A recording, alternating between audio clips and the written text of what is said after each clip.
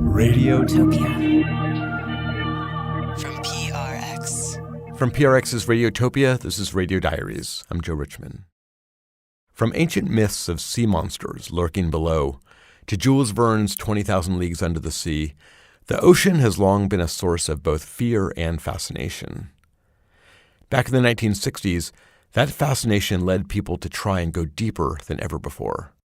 To a surprising extent, the sea has remained a mystery. We know less of the ocean of our feet where we came from than we do of the sky above our head. That's President John F. Kennedy speaking in 1963. It was the age of exploration. While NASA was getting front-page headlines in its quest to put a man on the moon, the Navy was quietly conducting a series of tests to see if humans might be able to live and work on the deep sea floor, with the goal of someday even building colonies under the sea. They trained a group of men to be aquanauts, including the well-known astronaut Scott Carpenter. After a successful experiment in the Caribbean, in 1965, the aquanauts set out to live in an undersea habitat off the California coast for more than a month. Today on the show, producer Sarah Kate Kramer brings us the story of Sealab. This is Commander M. Scott Carpenter, who is America's only astronaut aquanaut. With other divers, he's beginning an experiment that will test man's ability to live and work in the sea. Called Sealab, it is conducted off the California coast. My name is Chris Stover. My father was Scott Carpenter, a Project Mercury astronaut, and he was fascinated by the sea. It's sort of the opposite of space exploration. In an interview, my dad said, Sealab is not bright and shiny. It was dark, it was cold, it was dangerous. Work in the deep water is just not as glorious a pursuit in the minds of most people as flight to the moon, for instance. It's a cold, dirty place, and you can't see very far. You can't go down and take pictures that thrill the world. But it was a mission that he believed in. For him, the nearness of the ocean, you know, it's right there, and we don't know anything about it. Thank you very much. I'm pleased and honored to participate today with you in the dedication of Sealab, which is the Navy's experiment in living beneath the sea. My name is Ben Hellwarth. I'm the author of a book called Sealab. Attention, all personnel through the Sealab area. So they build this habitat and tow it out about a mile off the coast of La Jolla near San Diego and sink the lab to the bottom, 205 feet of depth. Sealab basically looked like kind of a cigar-shaped vessel, like a submarine, with legs like a dinner table on it, so it can be propped up on the ocean floor. Counterweight is in position. Captain George Bond, the man who was responsible for the Sealab program, is standing on the Navy barge that's serving as a kind of mother ship, feeding Sealab gases, power, water from the surface. George Bond's idea was we could have these sea bases where divers would have shelter and have access 24/7 to the seafloor, much like a space station in space. Captain Bond, what is the purpose of all this? The purpose is to determine whether man can exist on the ocean bottom for the purpose of exploitation and exploration.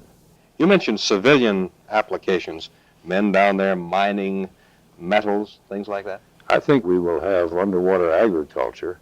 With our exploding population, we're just about to reach the end of our food resources on dry land. And I'm just very happy to be on a new frontier. Sealab Control, I hear you loud and clear. Congratulations. The first aquanauts enter the Sealab. That's kind of a huge deal. At this point in diving history, rarely would anyone stay at a substantial depth for more than half an hour. And then Bond came up with this concept of saturation diving, which was basically if we allow a diver to stay at a depth or a pressure long enough, at a certain point, it wouldn't matter if he stayed down an hour or a week or a month. The process of decompression is going to be the same. But that was a pretty far out notion. How deep can a diver go? How long can a diver stay down? No one knew. I'm Richard Blackburn. They call me Blackie. And I was an aquanaut in Sealab. None of this had ever been done before. We all felt like we were the lab rats, but we were all young, foolish, gung-ho, and thought we were invincible. Dictating. 8:30, 12 September 1965. Inside the habitat, they basically are in what would feel like a recreational vehicle. A toilet, a shower with hot water pumped in from the surface. They stocked the inside of Sealab like bread for sandwiches and cans of Chef Boyardee. They also had a kind of closed-circuit TV set up so that those at the surface could kind of watch what was happening. We have your picture. Smile, you're on candid camera. You can't breathe ordinary air at certain depths because air is 4/5 nitrogen. And nitrogen, it turned out, caused a kind of drunken effect when you breathe it at depth. It's just one of the weird realities of breathing underwater. Helium had been found to be a good substitute. And so, as you can hear, they all sound like some falsetto version of Donald Duck. My dad, he had the ukulele, and he decided to sing in this helium-altered voice.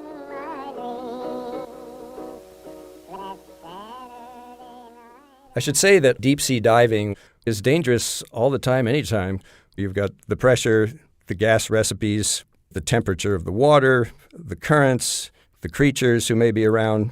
If you were to surface too quickly, your insides would be like a shaken soda can that got popped open. Bubbles would emerge everywhere, and you'd be dead before you reached the surface. To commence about 6 hours of intense physiological investigation. All of this is very different from being in a submarine, because the submarine is protecting you from the pressure in the water outside. Now, you can't leave the submarine. So the idea for Sealab was you're living in this pressurized atmosphere, and you are free to come and go from this environment as you please through a hatch that's left open in the floor.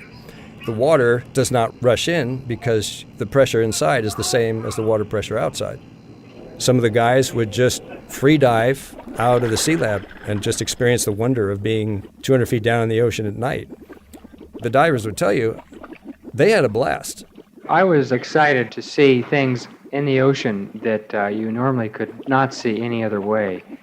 Living on the bottom and making continuous dives over a long period of time, you could see these animals doing things undisturbed. And they sort of got used to us. You got up every morning, went into the ocean.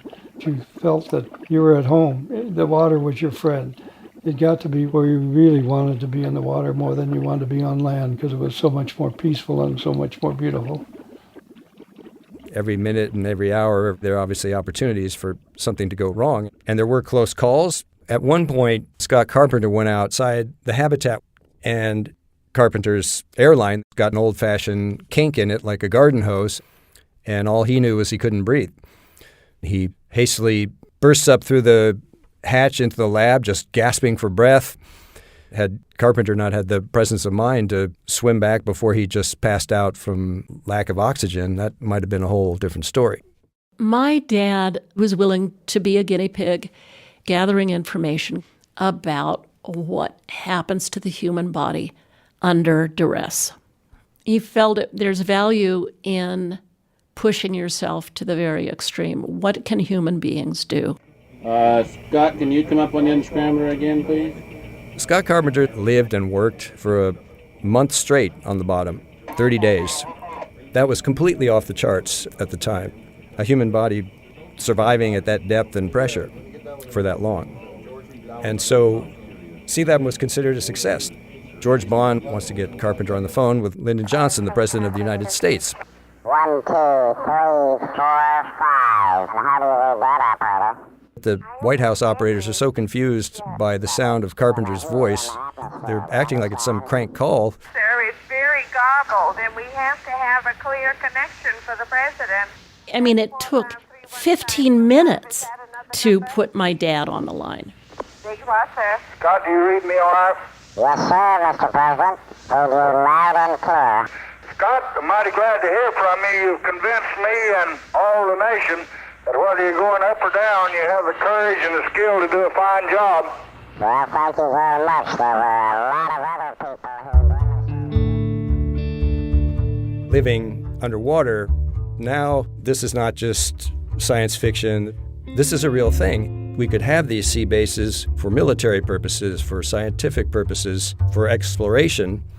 This opens up the door to all sorts of possibilities.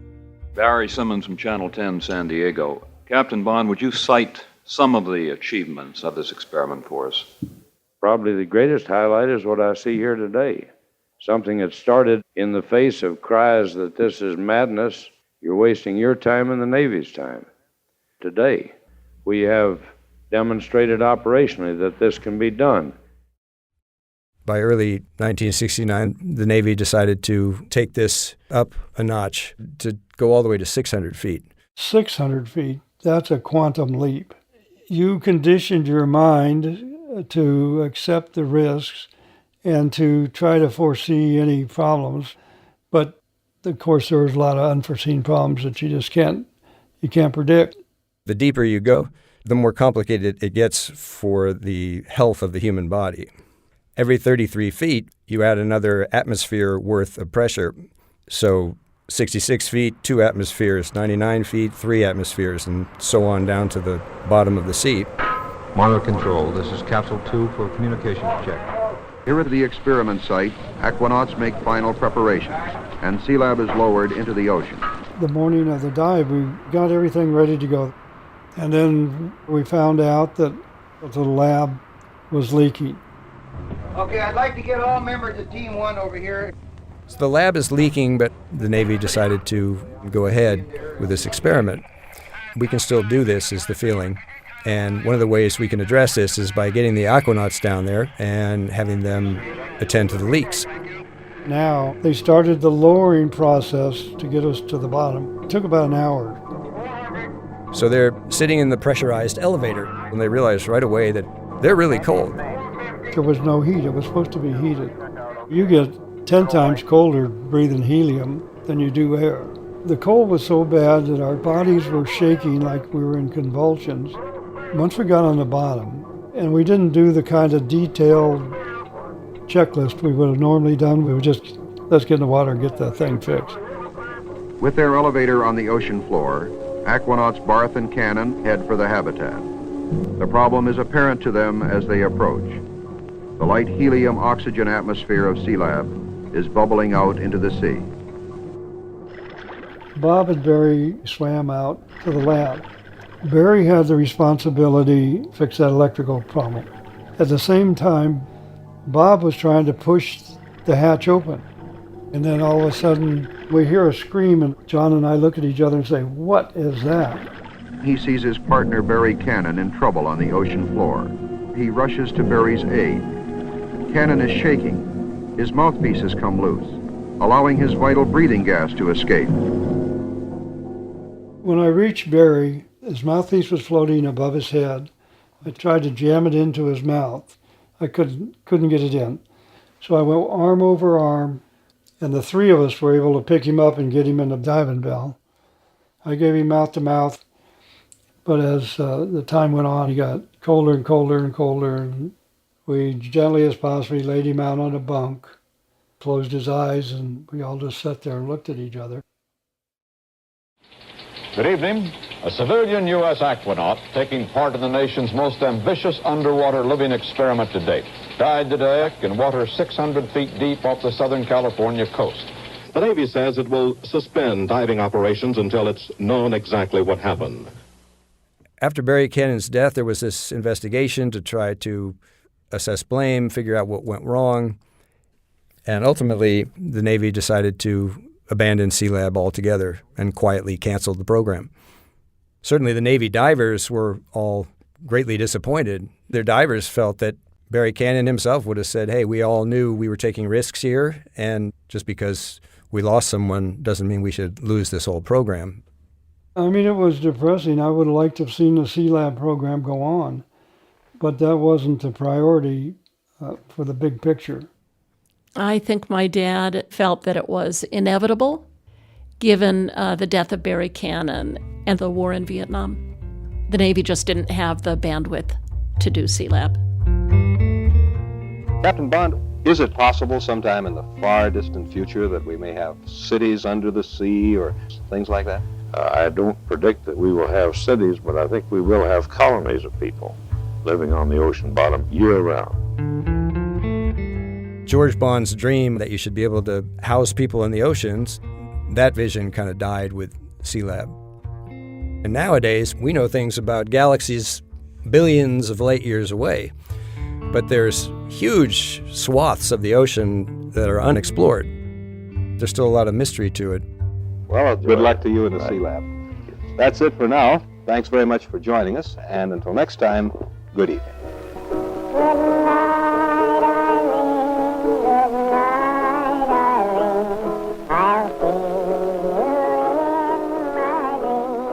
After Sealab, the saturation diving techniques pioneered there were used by the Navy during the Cold War for undersea espionage.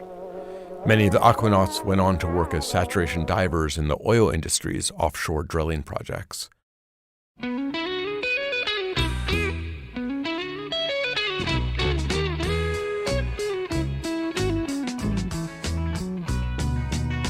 I'd like to be under the sea in an octopus's garden in the shade.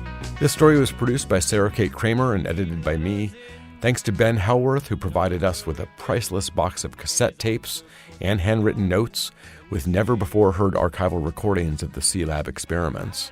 And thanks to our intern, Sonia Gerwit, who listened to hours and hours of those tapes for this story. Also thanks to Matthias Bossi and Stellwagen Symphonette for some of the music in this story. The Radio Diaries team includes Nellie Gillis, Elisa Escarce, Micah Hazel, and Lena Engelstein. Our editors are Ben Shapiro and Deborah George. We're part of Radiotopia from PRX, a collective of the best independent podcasts around. You can find all the shows at radiotopia.fm. We have support from the National Endowment for the Humanities, the National Endowment for the Arts, the New York State Council on the Arts, and from listeners just like you. I'm Joe Richman. Thanks for listening.